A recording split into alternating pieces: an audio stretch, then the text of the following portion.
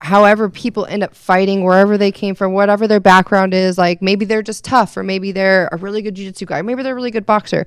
But none of that in that training do they teach you about like signing up for an LLC or doing your taxes or what you're going to do. Or once you do get, your first UFC paycheck, say you make 12 and 12, that's $24,000 with, the $1,500 from Reebok, and then, then you got to take this percentage out, and you're left with what, like, 15 grand maybe I don't know. And then you're like, then what do you do with that? And then everyone says to invest it, but then really it's such a, you don't know how long you'll go between fights. 100%. Like after my first one in the UFC, I didn't fight again for another 9 months. And that was just such that sucked because I was like very motivated to keep going. Of course I kept training, kept going, but it's, like by the end of it, I had to work at the bar a little bit again. And, cause it's just people are like, oh, you make so much money, but like really it's not, we have to live off of our paycheck. So it's so hard to be responsible in that sense. And if I knew what I know now, like 10 years ago,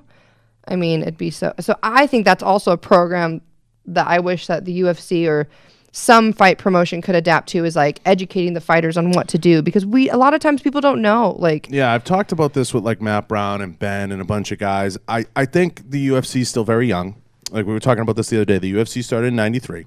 It's still a very young organization. It really didn't hit its stride till 2003, 2005, where it started to get its legs underneath it. The PI is still brand new. And I think Forrest is trying to get a lot of good programs implemented. I think he's listening to the fighters and in the role that he plays there. And I think that they will get some things in place, but they definitely should have, like the NFL has and other places, like a rookie orientation, something that educates the guys. And it's just hard because you don't have a huge pool of veterans yet, because it's still a relatively newer org where they don't have those things in place. But putting those things in place and making sure that those things are there for the fighters isn't easy. And it's the same in anything. I mean, if you start a self-defense program, like I know tons of shooting instructors and guys on the range, they start a business. There's only so many hours in the day. There's only so much time in the day. They don't know how to make money in it, and they're like trying to make money on the range. It's like trying to make money as a fitness instructor. And there's only so many hours in the day, so much you can charge people.